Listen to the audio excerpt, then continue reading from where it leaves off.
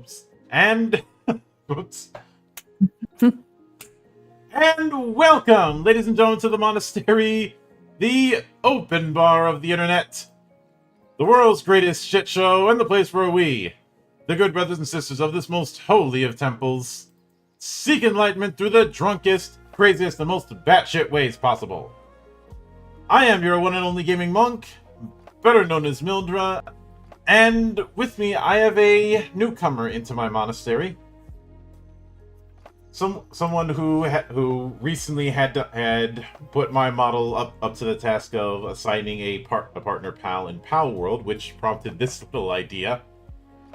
The one and only Lunar Rabbit, best known as Connie. How are you doing Hello. today? I am doing very well. How are you? I am doing good. Everybody's more or less recovered from that ice storm a few days ago. Some people were panicking about that, and I'm just going, really? Some of you have lived in the same area that I have your whole life. You should be used to this kind of thing. Yeah. That and Mother Nature is on the drugs. Very much so. Yeah. Which drugs, some may ask? That is a good question. The answer is yes. Yes. But thank you for being open to doing this. So, a bit of background. Some time ago, I had come across a stream that Connie was doing. It was one of those things where people were dropping their designs, and you were assigning pals to them in Palworld. And that is correct. Admittedly, it's easier to do that in Palworld with my design than with Pokemon, because the amount of decent ice types is slim pickings, even now. Yes. And sometime after that, the idea came to me of there's a handful of Pokemon TTRPGs, but we don't have one for Palworld. And while I don't plan on making it, mixing the two angles certainly fits within my crusade. So I sent Connie here a DM just pitching the idea. And I do want to give my appreciation that you were willing to go through with it. Of course. I love to branch out and try new things and meet new people. And I felt like this was a good opportunity to do so. Yeah. I do remember in that message I had to go into a bit of a thing of, you don't need to have a bunch of TTRPG knowledge, I will have that covered. Yes. I will admit part of the reason is I think for a lot of people the idea of tackling anything related to TTRPGs results in a bit of not to put too fine a point in it, but imposter syndrome.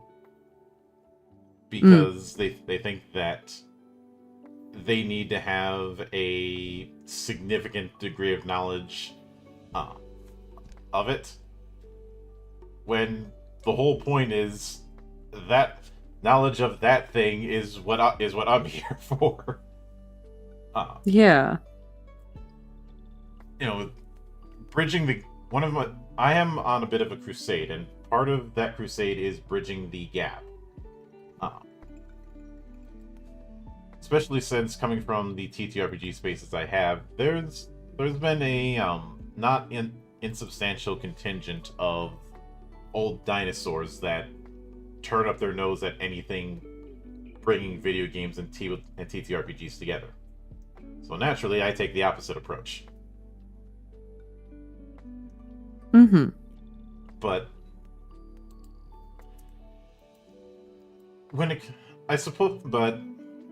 the central idea here is just the exploration of merging Palworld and TTRPG, because even I would venture a guess that even from your cursory outside looking in kind of perspective with tabletop role-playing games, Palworld has enough meat on the bones to support that. Yes, I would definitely agree with that. I'm not going to say it's going to be an easy affair, but it can be done, and I have seen I've seen more difficult ones be attempted in the past. Mm-hmm. And if the old Dallas TV show can get a TTRPG years and years ago, I don't see why not. Yeah, exactly. It's kind of funny that that's become my benchmark to say yes, this can get a thing. But I've used that as the benchmark when people try and say, oh, everything's getting a TTRPG these days, and I'm like, that's nothing new. Yeah. And thank you, Bacon Pierogi, for the follow. I hope you enjoy the madness that happens in my monastery. So, when it came to your experiences with Palworld, did you first get into it during its earliest forms of when it like first dropped, or were you a bit late to the party? I was there for release. I had gotten a free trial of the PC Game Pass just so that way I could play Palworld. I didn't get it for anything else, only Palworld. I was that excited for it. So I've been there from the start. Mm-hmm. Yeah. I will admit I had kept an eye on in those early days. I wasn't able to jump on it right at launch because of other obligations. But then I remember doing a whole stream just laughing at the cope from certain fans regarding the designs being quote unquote too similar to Pokemon. But Yeah. they had absolutely mummed to say when I pointed out that a lot of early Pokemon designs are very reminiscent of monsters from Dragon Quest. Exactly. They always like to conveniently forget that part. And some of them tried to debate me on the matter, and I would bring that up. They would try to dodge it. I'm like, no. If it's okay for one, it's okay for the other. So explain to me how it's not, how one of these is a problem and the other one isn't. Mm-hmm. And that end, I knew that any claim of being too similar was never going to hold up.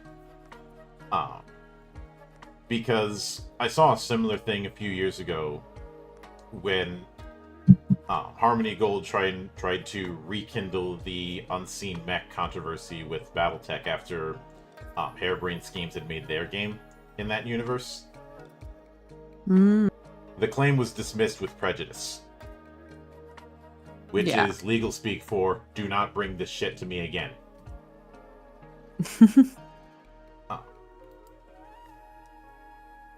And as far as why they would try and bring that up, aside from Harmony Gold being infamously vexatious as a litigant, it's a really complicated chain of events that I don't have enough alcohol to summarize at this moment. But the point is that kind of "you ripped me off" kind of claim is very, very hard to prove. Yes. Especially once you make something just legally distinct enough. Mm-hmm. And now, as far as the Dragon Quest Association, well, Dragon Quest is the patient zero for the console style RPG. Of course, everybody's going to be ripping it off. Mm-hmm.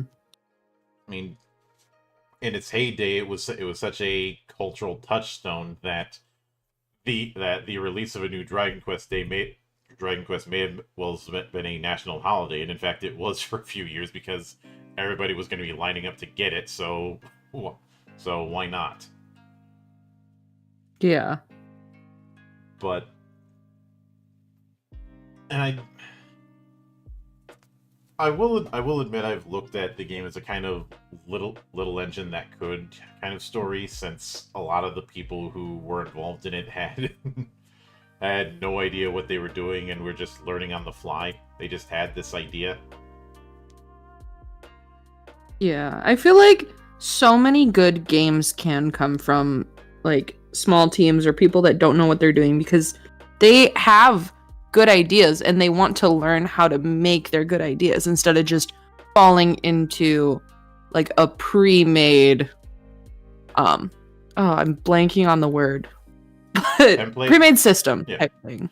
Yeah, I can get that, and there's certainly that issue in the world of tabletop, with a lot of people thinking, oh, we need to adapt, say, D&D into this kind of thing, which I will note right off the bat, if someone were to ask me to make a Palworld TTRPG, I am not using D&D as my framework. Anyone insisted, and there are many reasons why. Chief among them is the fact that I do not feel the need to put a square peg into a round hole. Mm-hmm. There, especially since if I were to use, say, D&D 5e as my base, there's a lot of questions that I have to answer in regards to what I keep from D&D and what I drop. And I'm going to be making a lot of stuff out of whole cloth anyways. So why add to that extra work? Like, I'm gonna have to stat out some tiles from scratch, all of them, and probably stat out how breeding works. Yeah. Which, that is one of those things that is difficult to do, but it is possible. It would just have to be vastly simplified. Yes. Very. But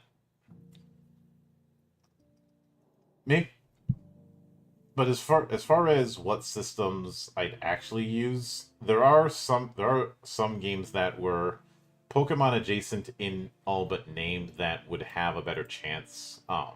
Magi Monsters is one of them. I covered that a few years ago.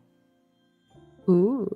And of course, there's stuff like Pokeroll or PTU, Pokemon Tabletop United, that can provide a strong template as well.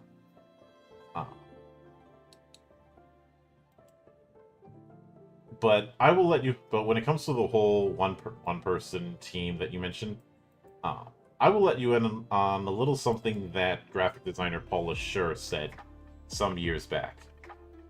The greatest innovations in the history of mankind were done by people who had no idea what they were doing. Yeah, that tracks.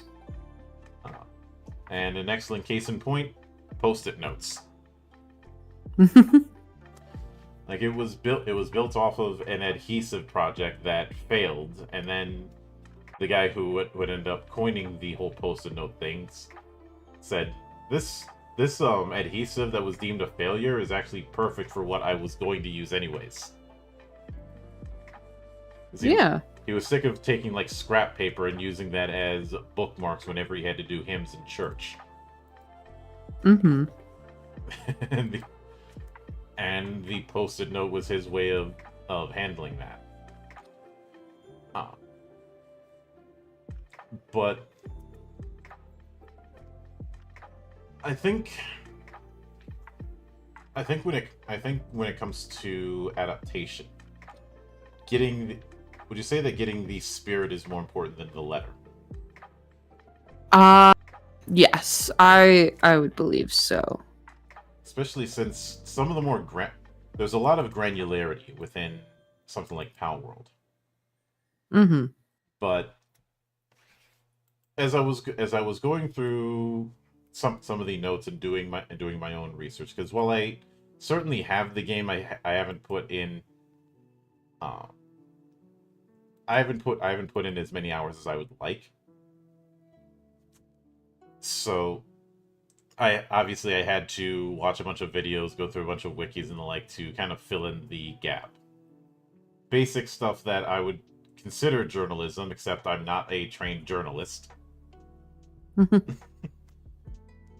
Even though I'm pretty sure someone could argue just by the stuff I do that I am a journalist. Jury's out on that. But I think I did see a few people go back and forth about doing Palworld and tabletop, but a lot of them never got off the ground, and I have a feeling I know why. They focused Why would that? They focused way too much time on on one of two things: either trying to get everything from the games into the table, not a good idea, or they spent way too much time trying to argue about what the core dice system is. Both of which are forest for the trees, in my opinion. Okay.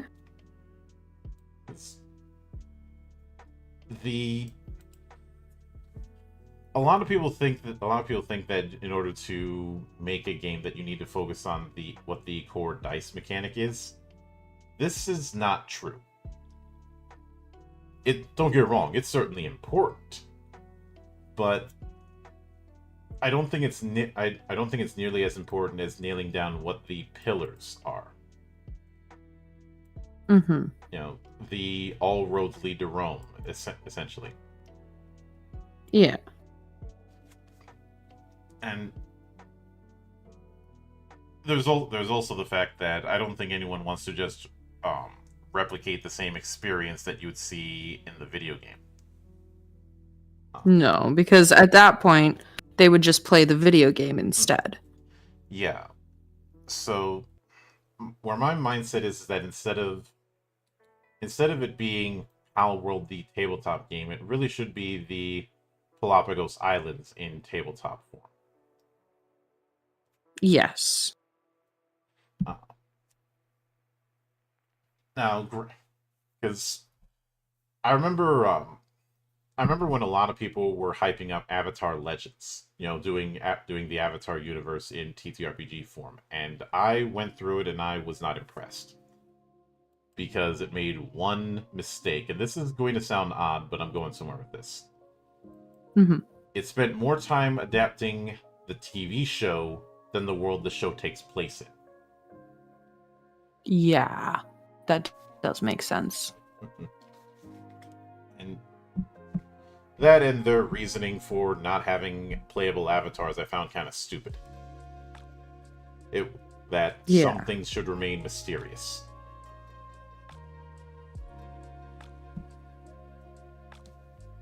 Which, I guess, but you're leaving storytelling opportunities on the table. Yeah. And I was scratching my brain as far as what sort of pillar to build around when it comes to doing that, and then I realized there's one right in front of me. At least from what I've seen. And that's the factions. Yeah.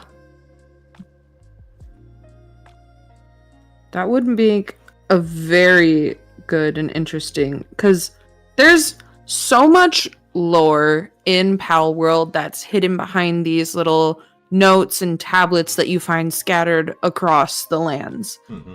And to have a separate entity of a game, even like the TTRPG style, that's focused around that lore rather than our present experiences, feels like it would help with the world building even more. And there's plenty of TTRPGs that have a certain background as far as an entry point. For example, in a game like Shadowrun, the central premise is that you are playing Shadowrunners who act as off-the-table agents for different megacorps in this cyberpunk meets fantasy version of Seattle. Basically doing the dirty work for corporals or various other organizations, usually being hired by someone who's always known as Mr. Johnson. Sometimes Mr. Johnson is not a Mister, but that's what they always call themselves. Okay. It's not far removed from the Fixers in Cyberpunk. Mm-hmm. In a game like Dark Heresy, the idea, which is in the Warhammer 40k universe, the central premise is that the party are acolytes who work under an inquisitor, doing jobs that are certainly important to a certain level, but not important enough for the inquisitor to get involved themselves. Okay, yeah. In some fantasy games, you have adventuring as a full-on profession. In something like Vampire the Masquerade, you have, being a vampire trying to survive in the political machinations of the modern knights. And I do think that in something like Palworld, there is the main potential entry point would be as agents when it comes to factions. Yeah. I think the only thing that might be tricky is having multiple players associated with different factions. Maybe there could be, like, we could explore trade between the factions, because they need to get their supplies from somewhere, and they each have their own climates, their own like specialties and weaknesses for what each faction can do. Mm-hmm.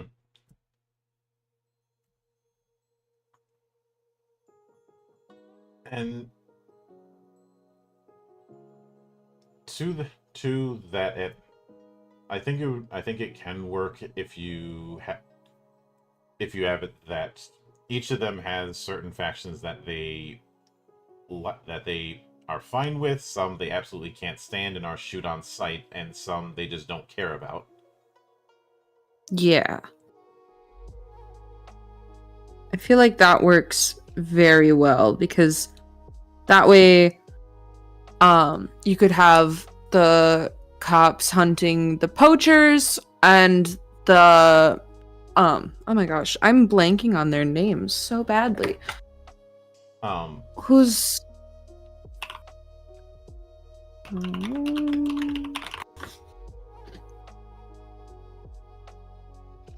where is it?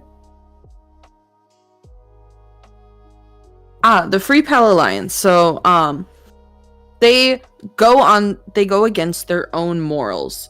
So I feel like they could have an interesting relationship with the poaching group, because we know that the Free Pal Alliance is shown to, like, capture and fight pals as well as other factions, because they want to uphold their own views in their own ways, and they don't want other people interfering. So it would be interesting to see how, like, maybe that could be a group that has both rivalries and alliances with all of the factions, but, like, little subsects within the factions.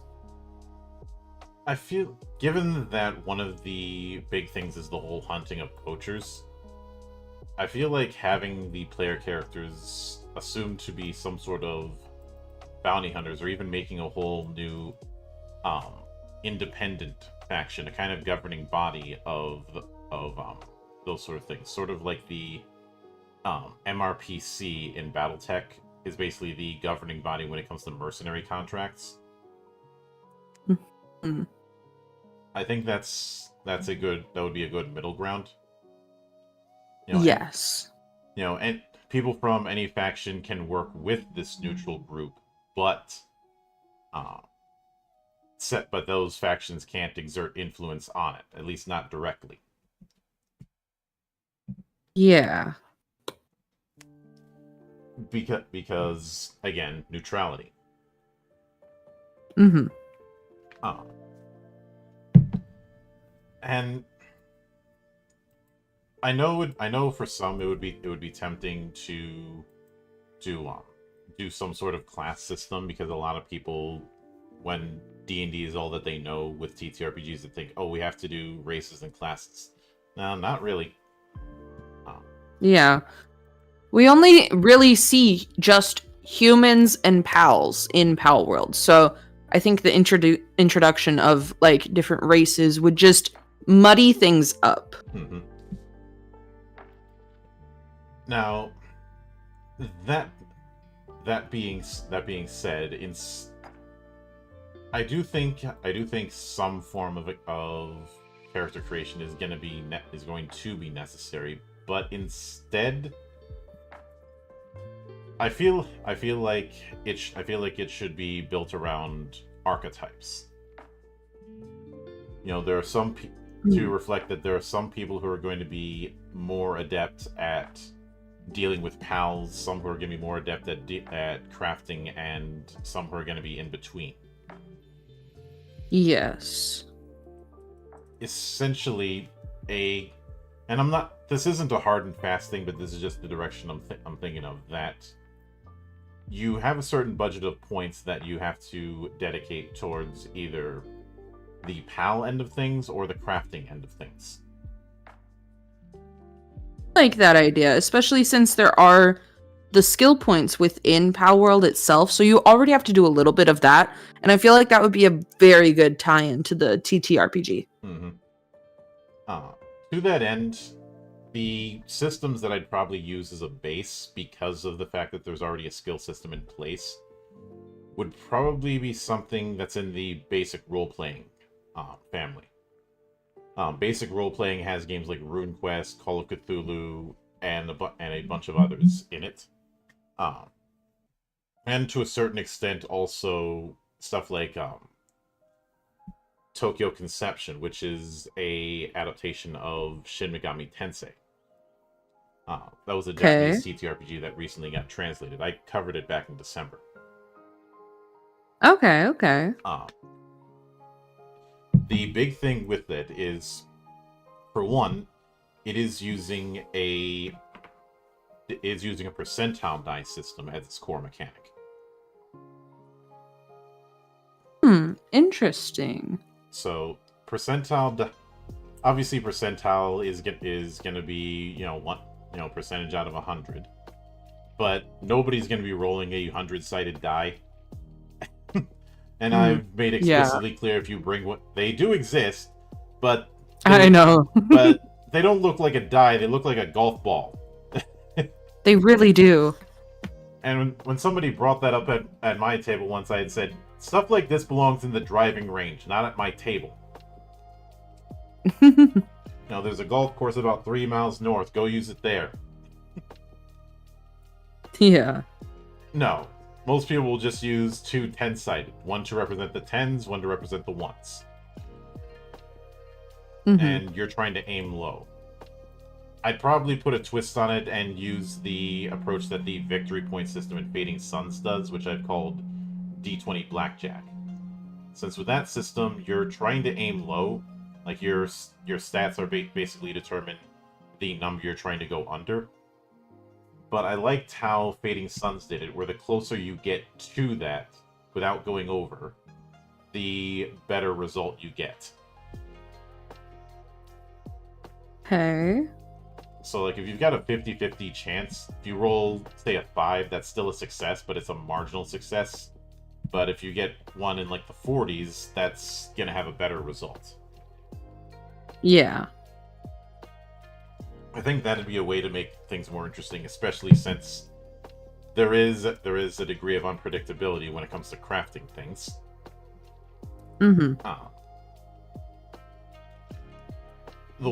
I will note that as blasphemous as this may sound, one of the things that I don't think would make the transition all that well, at least as is the technology tree. Yeah. I feel like it should be, or it could be, unlocked based off of which resources you find, since they are resource locked. Yeah. See, that I'd be more willing to work with. And if I'm being honest, there's not tech trees, whether it be in games like this or in 4X games like Civilization, are always going to be tricky to adapt. Mm-hmm.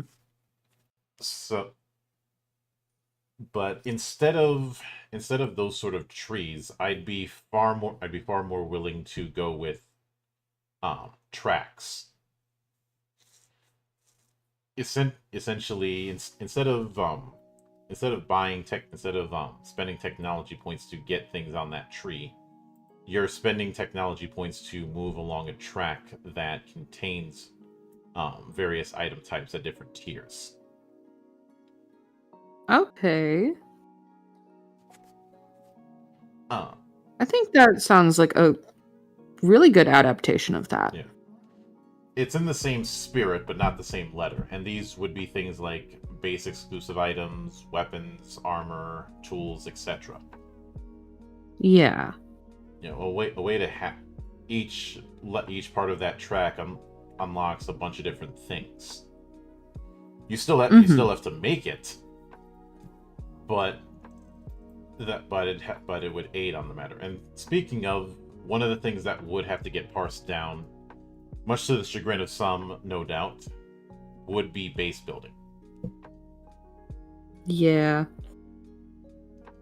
Like, I'm not saying get rid of it entirely, but that kind of freeform I'd have an easier time doing, say, Factorio, because Mm-hmm. it would be the exact same problem. And I do think I think that building it around the PAL box is fine. I mean, that's how it is in the actual game. Yes. But what I think should be done instead is less about building things in a literal sense and more in a building faculties for that PAL box, as well as sending blueprints to it. Okay. That does make a lot of sense. I do like that idea. Yeah, so you have the same destination but a different route, essentially. Yeah. And in that same vein, because doing things like mining materials would get tedious in a tabletop sense, the I would say a bigger emphasis would probably be claiming a resource node. Mm. Okay. Essentially, you found a mine that happens to have palladium. Instead of going out and mining that yourself every damn time, you find it, and thus during downtime kind of phases, you have a means of generating it, similar to how Yeah. resources work in a 4X game. You don't have people going, or even how resource gathering works in an RTS. You usually are capturing a spot that has those resources and then are passively generating it. Mm-hmm. Kind of as if you were having pals mine it for you, in a sense, without like actively being like, I'm going to have this pal mine this. Mm-hmm. And because of that, I wouldn't even have it that you're getting a certain amount. It's more of, you have access to a certain tier. That's meant to represent how much of that thing you have. Because one of the goals, I think, in trying to adapt something like Palworld and the TTRPG is parsing down a lot of the more granular elements. Mm-hmm. And obviously, when it comes to things like creating weapons and armor, that can work just about the same.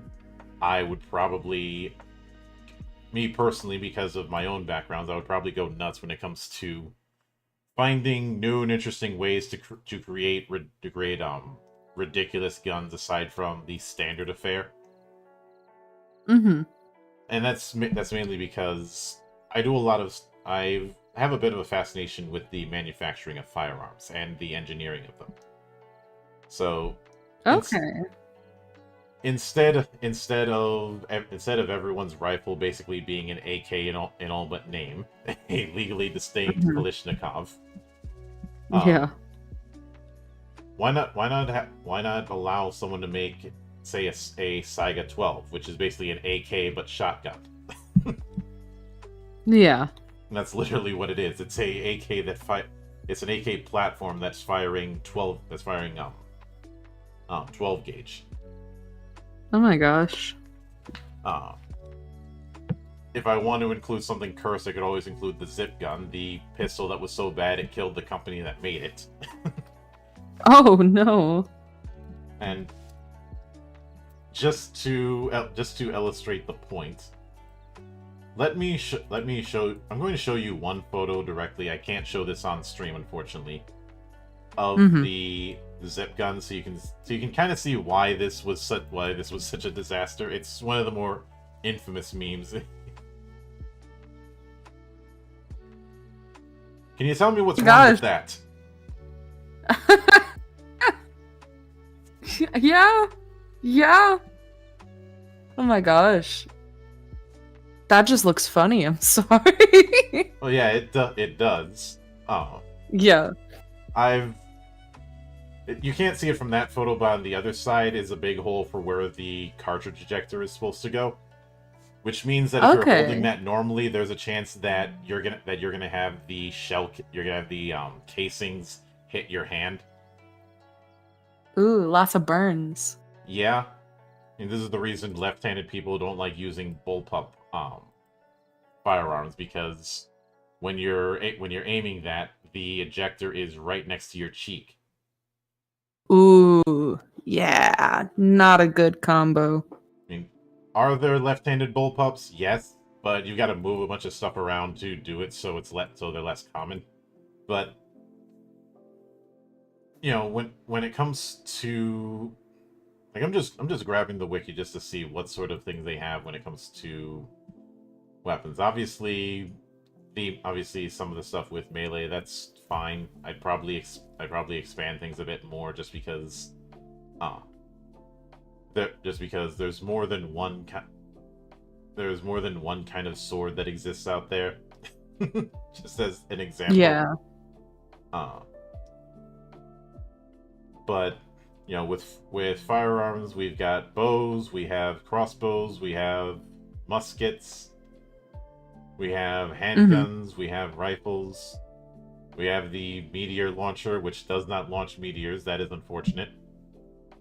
Yeah. The double-barreled shotgun, a pump, which looks like it's trying to be a Mossberg, just from what I can see of it. The pump action, which is exactly what it sounds like. You know, there's a good amount, but there can be more. And just from my own design perspective, I'm always fond of giving my players overpowered but unsafe weapons. As in, it's just as much got that risk and reward. As in, it's just as much of a danger to them as to who they're shooting at. Yes. The template I often use for this sort of thing is the noisy cricket from Men in Black. Okay. You know, can do a lot of damage, but every time you fire the thing, you get knocked on your ass 20 feet. You know, or those though certain weapons in some games that firing them full tilt has the chance of suffering a bad case of explosions. Yeah. You know, there's always that turret section in some shooters where you go full tilt on the thing, you're going to overheat it, and if you overheat it too much, it might go boom. Yes. And you know, because, well, everybody forgets, every time you fire a firearm, you are causing a localized explosion. Yes. But point is, I think that weapon creation in a hypothetical Palworld tabletop should be expanded so that people can find ways to make crazy ass custom weapons. Yes. Even if it's just as simple as taking a stone axe and attaching a rope to it, so you can throw it and then pull it back. Yeah. But with the, and I wanted to get those kind of things out of the way because that would be the easy part, relatively speaking, since there's plenty of precedent for this sort of thing. And even I do think that crafting itself should be something of a downtime activity, i.e. after the adventuring part is done, then you start making stuff. And this is where that whole module like design with the PAL box I think would come into play. Because that's where you can have modules for like workbenches. Yeah. Now, when it comes to the PAL end of things, this is where things get interesting. This is where things get tricky. As far as the whole thing with elements, that can mostly be kept as is. I don't see a real reason to adjust that. And there's already an elemental relationship kind of thing going about as is. Yes. Though I like that Palworld's elements are more simplified versus like something with Pokemon where you have 18 different elements. They like condensed it down for Palworld, and I like that, and I feel like that also has helped. I'd say the other thing that's helped is that with the types that are there aren't that many types that are too obtuse when it comes to setting up relationships. Like putting things like several of the grass types, if you were to use Pokemon setup, might be other types as well.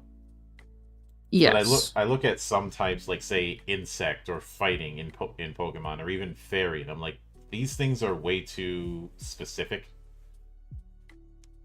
Yeah, exactly.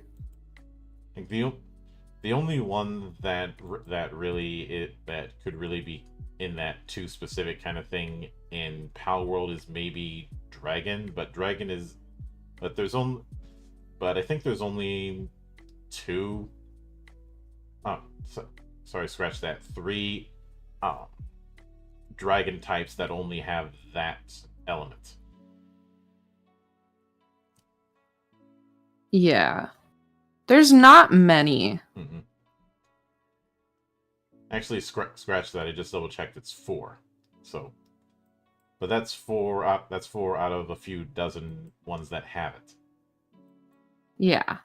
So, not all that many. And I know one could argue that the same problem could happen with normal. I don't see it as such.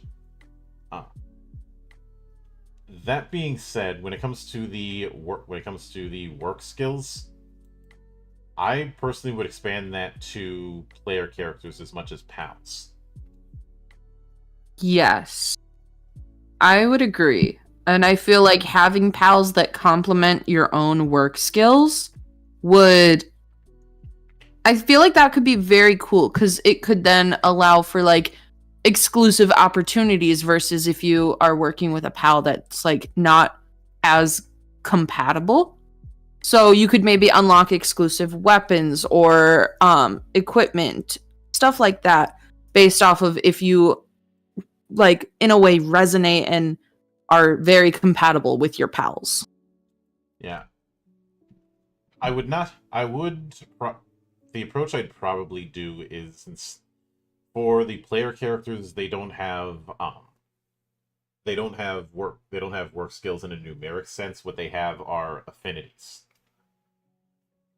Mm-hmm. Essentially, when working alongside a pal on a particular work job, if you share the same affinity, uh, then there would be a boosted effect to the result. Yeah. Uh, whether that's better RNG or something else. So I do think keeping a degree of simplicity when it comes to the stat end of things would be important, because Mm-hmm. there's gonna be a good amount of crunch as is. Yeah. Um, and I would say when it comes to hard stats, I would have it be minimal on the player characters, and a bit more crunch on the pals. Uh, Mm-hmm. just because of the approach that's done there. Oh.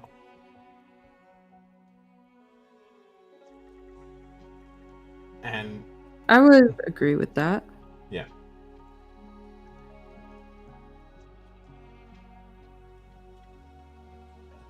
Now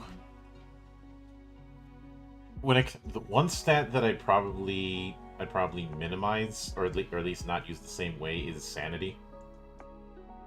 Uh, Yeah. I think a better approach would just be you can't use the same pals on a downtime activity back to back. It's kind of like they need a recharge period. Mm-hmm.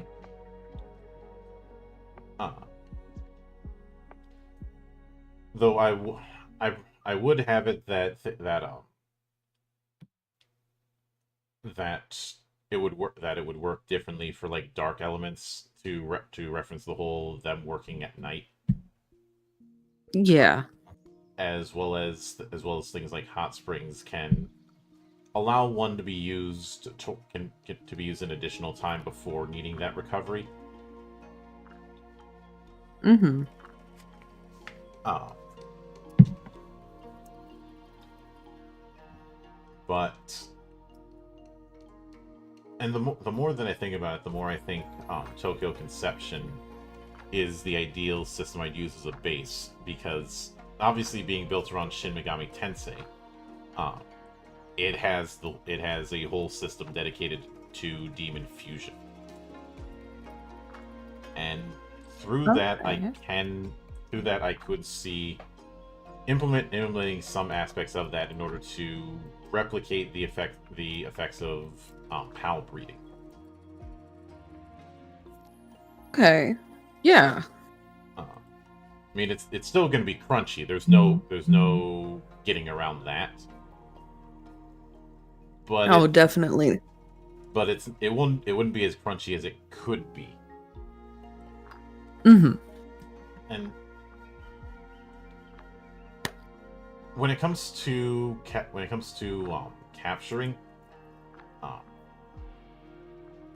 I think that is a kind of tricky thing, because it's a case of, do you make it a percentile roll based on how much HP the pal you're targeting has, or should it be something a little less RNG? Is the tricky part with that. I know there's some moves that are like very overpowered. One of them being one of like the legendaries moves. So maybe certain moves could have like buffs or amplifiers attached to them by default, but that's like exclusive for very specific case moves like that. Yeah.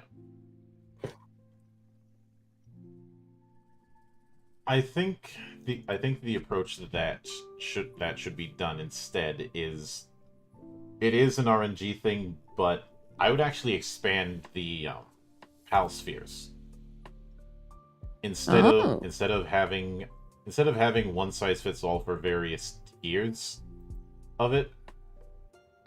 Like in the game, you have the base Pal Sphere, and then later on the Megasphere and so on.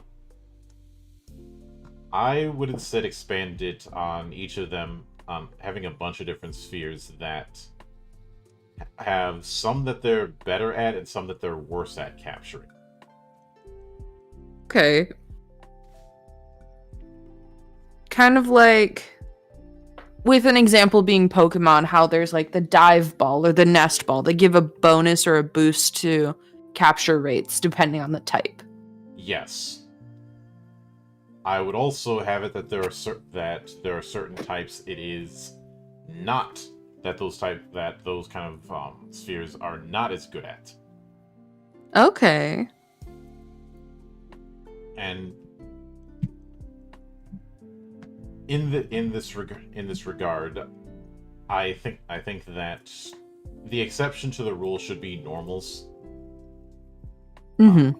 Just because normal kind of in both Pokemon and in Palworld kind of has this jack of all trades slash basic kind of vibe. Yeah. They're like the default or the baseline. Mm-hmm. That's why they're normal, because they have the least amount of special powers and elements to them. Yeah. Now granted, I say basic when it comes to normal in Pokemon, and I immediately hear a bunch of people bringing up the nightmare that was Whitney the first time they played her against her in Gen 2. Mm-hmm. Fucking Miltank. Yeah. But I'd say that the baseline kind of Pal Sphere would be de-emphasized. Yes. To further hammer home that you have to plan your approach. I think if a lot of elements with Palworld definitely focus on resources, and I think that's an energy that would need to be followed up on. Mm-hmm. And I agree with that. in doing that, having to think about how you're going to approach a situation when you're setting things up, because this is the kind of gameplay loop that I see. Starting out by setting up what your for lack of a better term, your loadout is going to be when going out. Then going out into the field, then coming back and doing downtime, and then the process repeats. Okay, yeah. And in that regard, I think that because of that, having it where you have to carefully think about what sort of elements you might be dealing with in a given area, or if certain variations are going to show up in certain places, like say alphas showing up, Mm-hmm. is something to consider. But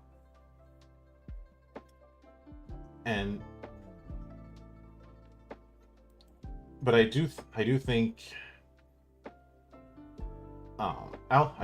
alphas should be considered a kind of, for lack of a better term, mid-boss.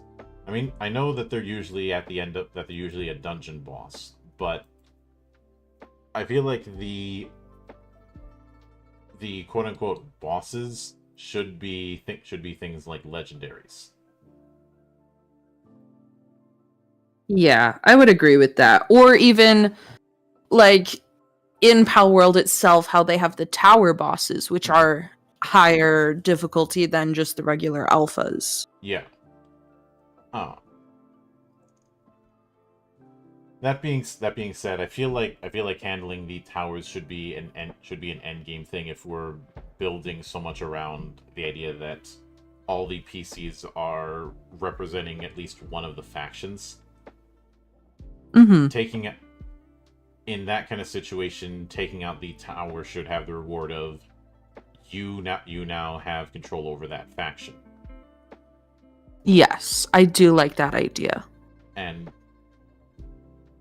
that comes with its own advantages, but also its own disadvantages, because you've heard the expression, "The king is dead, long live the king."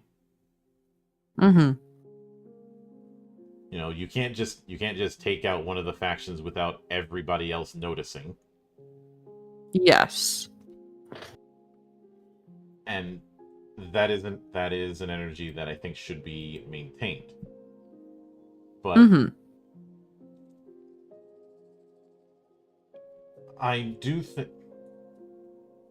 I think when it comes to the dungeons, there's ways to do randomly generated dungeons, and I think that's something that should be kept. Not in the sense of trying to turn Palworld into a roguelike or something like that, but more in a way to allow GMs to quickly create the structure of a dungeon without having to do a whole lot of map work. Yes. And admit when it comes to pals having equipment, I'd still be perfectly fine with that. Everybody's going to love the image of pals armed with firearms to the point where that's on the damn cover. Mm-hmm. Mm-hmm. But I do also think that it shouldn't be fully freeform in terms of what sort of equipment they can bring. And I think that should be tied to certain work skills. If only due to the fact that so if some pals just don't have the anatomy for it, they shouldn't be using firearms or melee weapons or the like. Yeah. Or I do like you can in the game you can activate special pal skills by either forging items or just unlocking like a companionship level with the pals where you can unlock pal specific weapons or the pals themselves can become the weapons. Like oh my gosh, I think it's Foxparks Foxparks who becomes a literal flamethrower in your hands. You hold the fox and it becomes the flamethrower. This is the Flammenwerfer. It works Flammen. Which I would be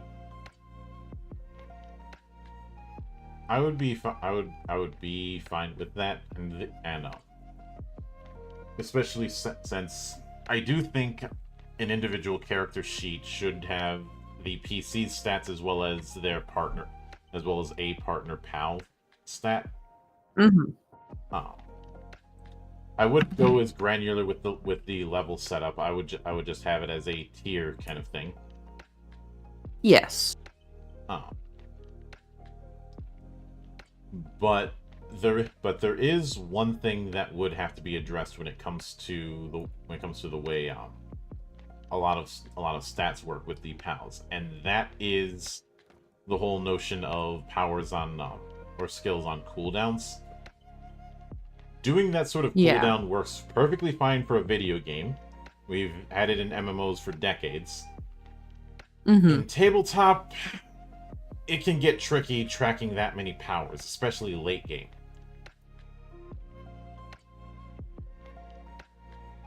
Yeah. So, as blasphemous as this may sound to some, I honestly think pals should have an MP system in this regard. Or if MP is not the right word, then SP. Yeah.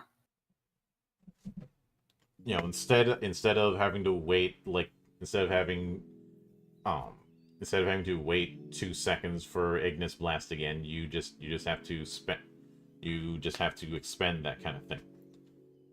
The other reason I'm leaning in that direction is it's doubling down on the whole you have to manage your resources carefully kind of thing. Mm-hmm. It also means it allows one to tackle a certain fantasy that Palworld has that Pokemon for the longest time has struggled with. The idea of the player character fighting alongside your partner. Yeah. Now, stuff like Pokemon Tabletop United has managed to do that. In fact, there's whole builds around that. I've done it. But as far as the video games go, that kind of thing hasn't really been tackled. Even though in some parts of that universe, I feel like it should. Definitely. I remember saying that kind of thing when like RCS came about, and I'm like, why is it still sticking that close to have the Mons do most of the fighting, especially in a more I won't say a more, but a less modern kind of area. Yeah. Even if it is still heavily styled off of ancient Hokkaido. Mm-hmm. But I think that having it as a setup in that form means that you can't unless you have means of recovering, you can't go whole hog on using skills. Yeah. And where that ties into partner skills is very simple. While the partner skill is active, they can't use their normal skills. That's a good idea. It's a pretty straightforward setup.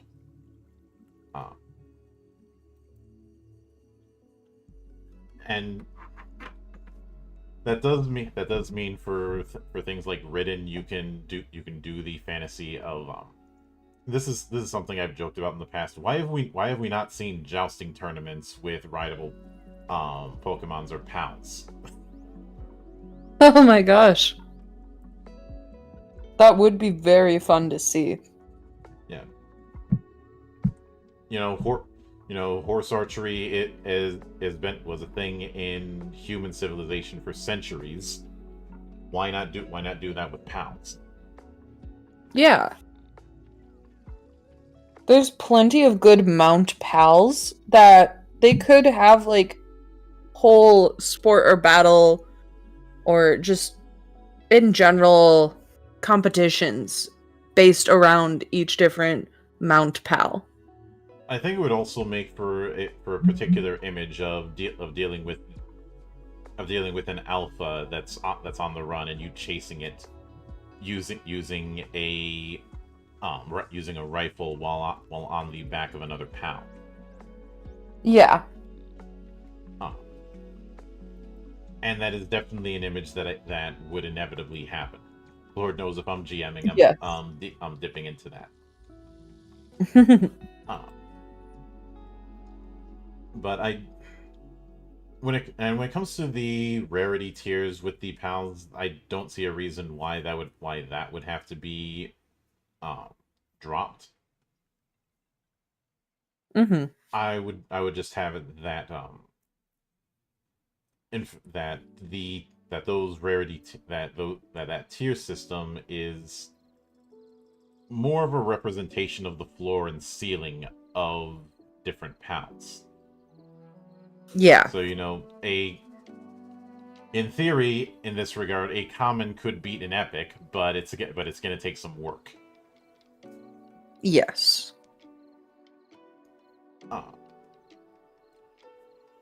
And when it comes to some of the results from like unique combinations, that's something I think is easily handled by what I mentioned before with the Demon Fusion and Tokyo Conception being transferred over to that. Okay. Okay.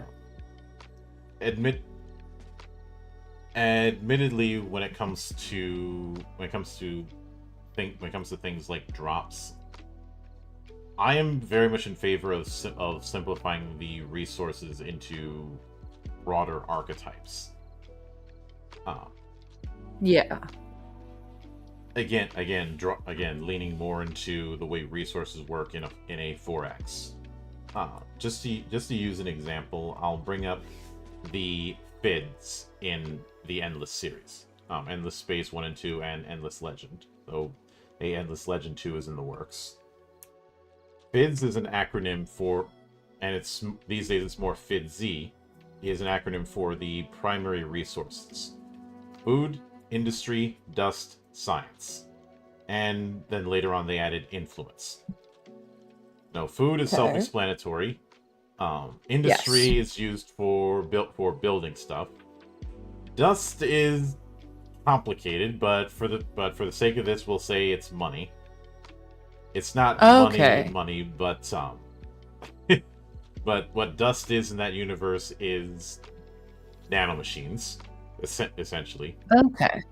Um, and science is used for research. Influence is political good boy points in the endless games. And I'm not saying I go one for one, but that sort of broadness when it comes to resources is what I think would be a better lean into than having all of the individual drops. Yes. Just because that sheer amount of over on the Palworld Index, there's like 16 pages of just materials. Yeah. That It is is way too much. definitely way too much. And and admittedly, I do. When it comes to things like luckies, I honestly think I would, instead of just having one type of that, I would just expand it that there are various lucky traits that are on a kind of a dice roll setup. Okay. I.e., if you I do find like that. so it isn't just one trait. It's lucky is part of a series of traits that are generated randomly. Yeah. Um, would I do a similar thing with legendaries? Yes. Okay. A general idea, and this would be something I would have as a pillar, is two pals even of the same type or even of the same name should not be one-to-one copies of each other. Yeah. Unless Personalization, you oddly specific breed them to be that way. which at that point that's a player decision, that's out of my hands as a designer. Yeah. But in addition to that, I think I do think that that there's one particular style of play that would be a natural fit, and that is hex crawling. Uh, a hex crawl is a type of campaign in TTRPGs that is not really focused on a set story per se, or a set dungeon or whatnot, and more of having the party moving along hexes and events happening. Okay. Yeah. Much in the same way that I believe with within the setting, you can have just random events happening, like weather events and whatnot, that you have to Yeah. be cognizant of, and Mhm. because of that, it's a natural fit. Uh, Yes. I do I do think that when it comes to using pals, there's some of the stuff that's considered staples within the game would have to be pared down, but this is a classic case of when you're adapting from one medium to another, some things are just not going to make the cut. Exactly. And I do it might be a bit of a stretch, but something I would probably add in. This would be quite an undertaking. Is putting in something on the back end to allow for custom pals. Ooh, okay. The reason for this is homebrewing is inevitable. One of my sayings is nobody plays Uno as written. Yeah. And because of that, instead of having people get thrown to the middle of the wolves for homebrewing things, providing them a template to build around would be a better move. I agree.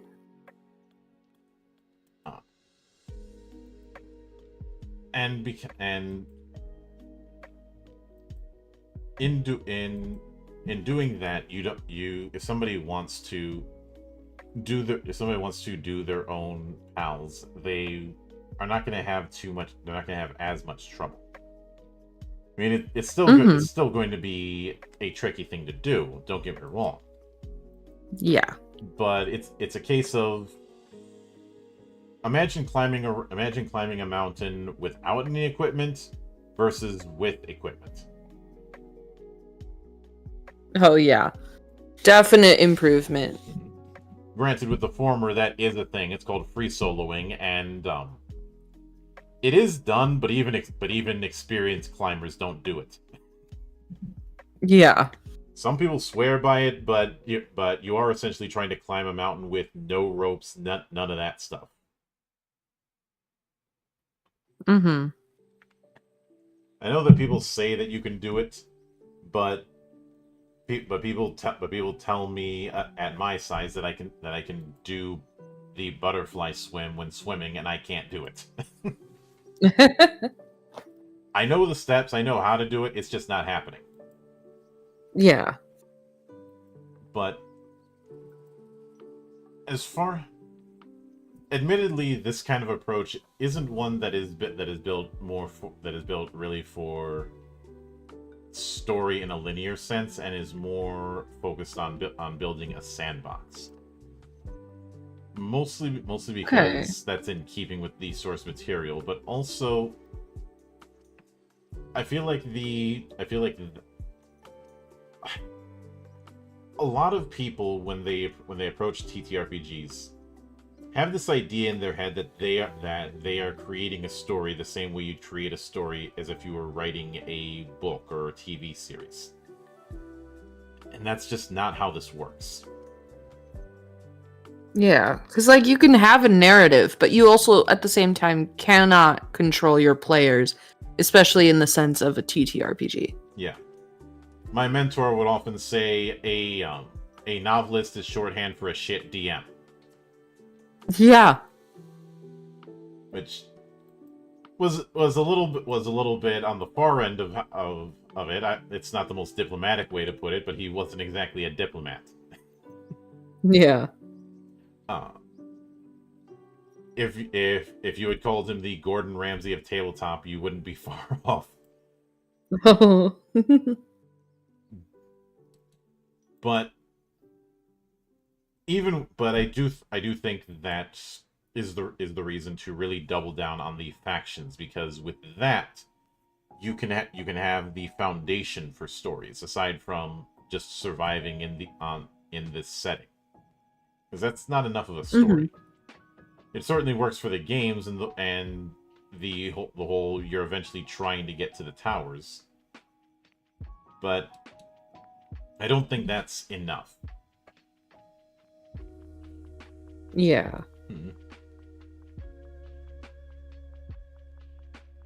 especially since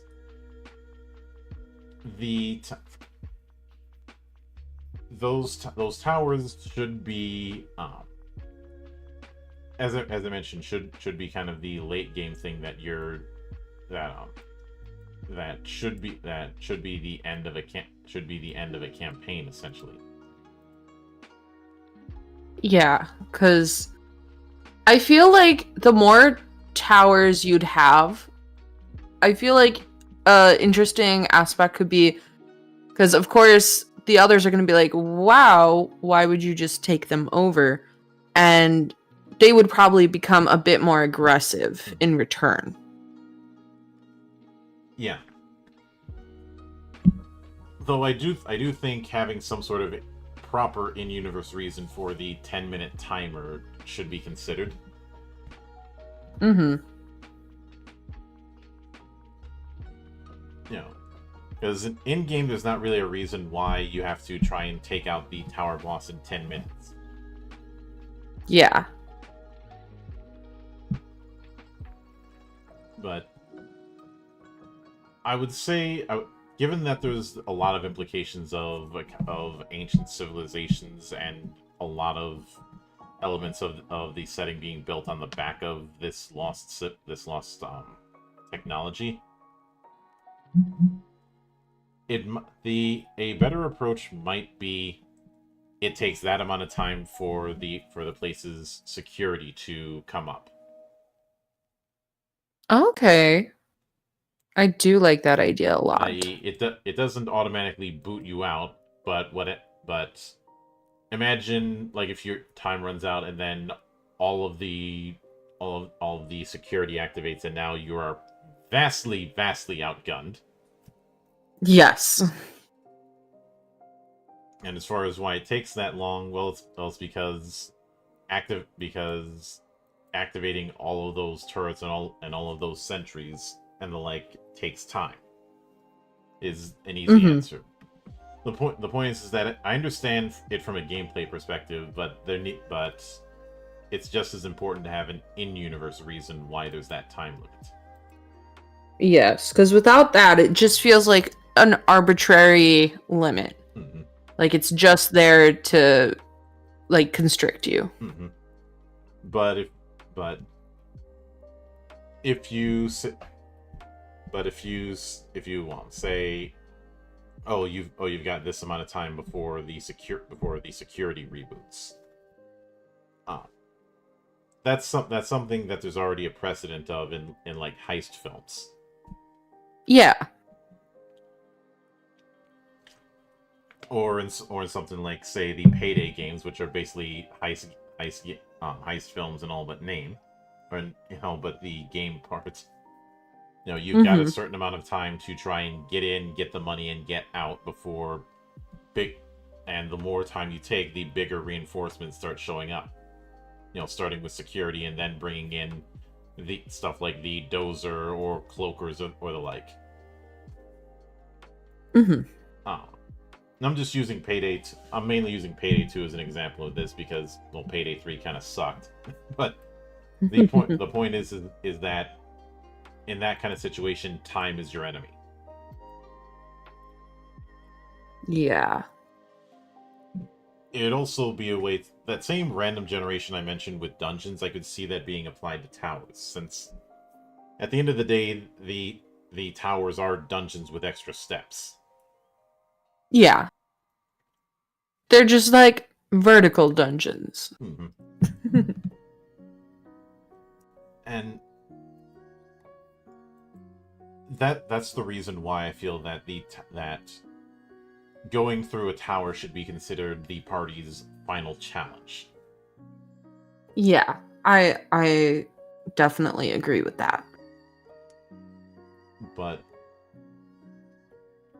and I know that there were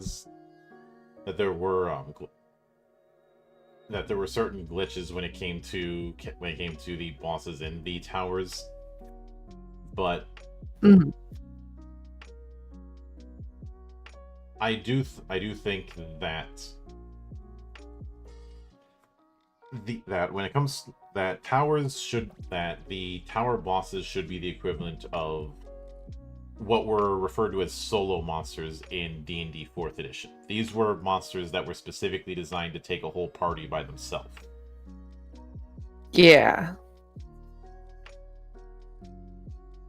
And I think that's something that should be considered. Though there's nothing saying you can't have hazards. Mm-hmm. Since, as odd as this may sound, a good way to study encounter design is looking at map design in certain shooters. And since Palworld is on some level a third-person shooter precedent, Mm-hmm. Yeah. but I would also probably put in the thing that the 2 rewards that you end up getting out of clearing a tower is, one, you have the resources of that faction at your disposal and have to play nice with all the other factions unless you want to get ganged on. And you also gain the partner pal that's associated with that tower. Okay. That does make it more interesting. Even more so if you have it that's the only way to get that particular pal. Yeah. So the only way to get Grisbolt would be clearing the rain tower. Mm-hmm. And same with the others. In doing that kind of helps hammer home that escalation.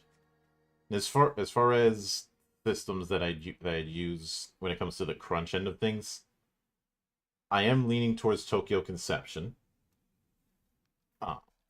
At least as a baseline, basically using the basic role-playing system. Since I think having a D100 for everything is going to help streamline the process. Yeah. I would also, though, the reason I brought up Tokyo Conception is it has a multi-action rule. Basically, you can do a certain action twice if you cut your if you cut the target percentage in half. Okay. In other words, you cut the target percentage in half. If you still manage to succeed at it, then you can do that particular action twice. Instead of doing the action twice, I would go on the idea that you do a better version of the action if you can make the cut. So that 50-50, if you want the potential best result, you'd have to cut that to 25 or lower. Okay. Because I'm a big fan of risk-reward systems and what I call the game of chicken philosophy. Yeah. At any point, you can back off in a game of chicken. It's just a matter of how far you're going to push it before you are willing to do that. And inevitably, somebody's going to push their luck too far and end up busting. But but they made the call to do that.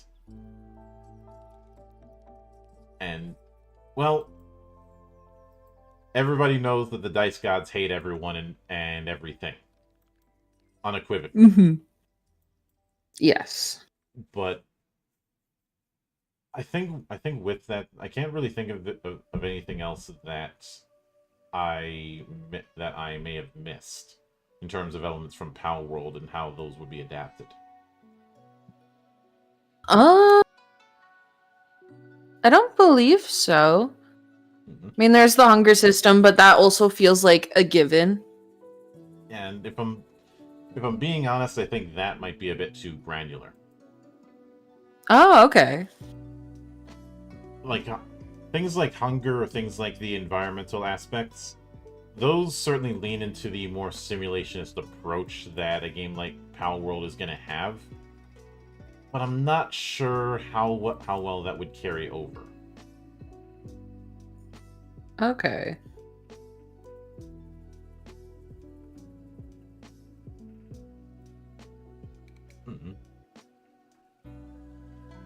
So it's something that I don't think would be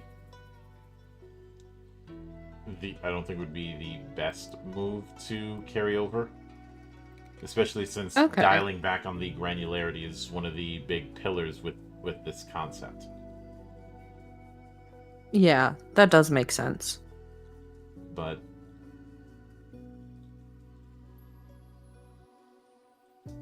if anything, maybe it could be just a generic, kind of like with the resources where you set up a farm and then you're supplied. Yeah. I would rather have hunger be more of a punishment for going too far away from your base. Ooh, that's a really good idea. Which would give you an incentive to have a better setup with farms. Yes. Because it's not just about making sure you have enough food to get there. It's about making sure you have enough food to get back. Yeah.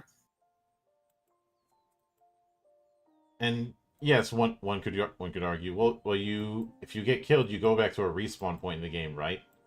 And yeah, you could certainly keep that, but I'd go with the idea that you do that, all the loot that you gathered up to that point, gone. Yeah. So imagine the soul when somebody manages to get a really big haul, but they didn't bring enough food on the way back, end up keeling over, and now they don't have that. Mm-hmm. Again, risk reward, and you win some, you lose some, and then lose some more. Yeah. But and as far as environment things, I think that is something I'd tackle with say equipment or say traits on different pals. Because those sort of environment-based abilities operate under the assumption that they're even going to play a factor in a given area. And you know what they say about assuming, right? I'm blanking. Makes an ass out of you and me. Oh. Just to use an example with D&D as far as the whole environment thing. Rangers have for the longest time had an ability called Favored Terrain. Basically giving them a bonus to actions in one specific terrain that they pick when they get that ability. The problem is that's operating under the assumption that that terrain will even be in a given campaign. So if you end up picking forest and then the GM's like, we're in a desert, well then you're kind of screwed. Yeah. Which is why I'd rather have that simplified of having it be a tag more than anything else. Okay. I.e., if you're going in this area, you're going to be dealing with, if you don't have the right equipment, you're going to be dealing with a debuff the entire time you're there that could screw you over. Yes. And as far as whether or not I'd have the ability to customize movesets for pals, I don't think I would do that. I think that kind of customization is better served for players. Yeah. Because you're gonna be. Because I know. What? Oh, I know in the game the moves are not restricted at all. Any pal can learn any possible move, which leads to a lot of customization. Which don't get me wrong. That's perfectly fine in a game where you only have one player character. Multiplayer notwithstanding, I'm well aware. But Yes. when you're dealing with a party, that could result in things getting a bit bloated. Yeah. And I would be far more inclined to have it be based on an affinity setup, i.e., you can, in theory, you can take and you can learn, any pal can learn any move. In practice, some moves are going to be easier for them to learn, whether it be through a point system or through time. Mm-hmm. So could you have a water-based pal learning fire associated moves? Yes, but it's going to be expensive. Yes. That is the approach I'm thinking of. This would also provide a significant advantage to normal types. Since they have like the default affinity, Mm-hmm. they wouldn't be necessarily going against their nature. Yeah, since in both series, whether it be pals or Pokemon, normals can be tricky opponents to deal with, because it's hard to predict what their kit is going to be, because it can go in so many different directions. And I think that's a way to keep normals somewhat attractive for use, as opposed to having them just get overshadowed. Mm-hmm. Because that can happen, and I have this image in my mind of somebody of somebody being able to overcome a kitted out dragon type just using a normal, with the same level of ridiculousness of when I would play some of those old Gundam games and kick somebody's ass using the ball, which is the weakest mech in those old games. Imagine think about the shame of losing in a fighting game to the lowest tiered character. Yeah. That kind of energy. Mm-hmm. But as far as how you'd handle that when it comes to dragons, I'd probably flip it on its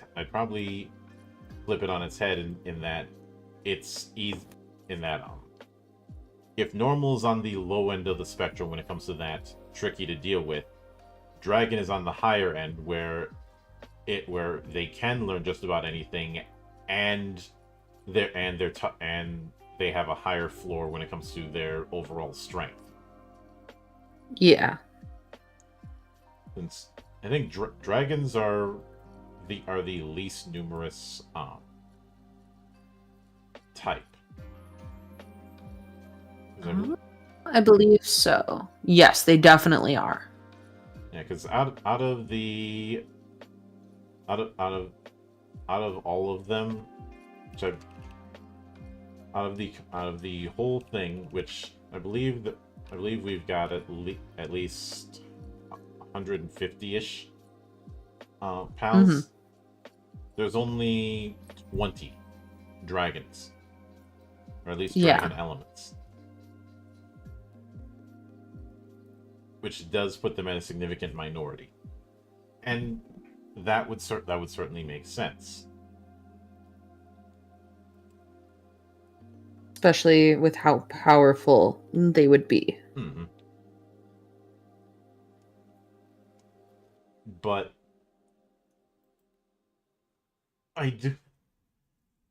I would still maintain that a player character and their partner pal operate in the same turn, when it comes to how combat would work.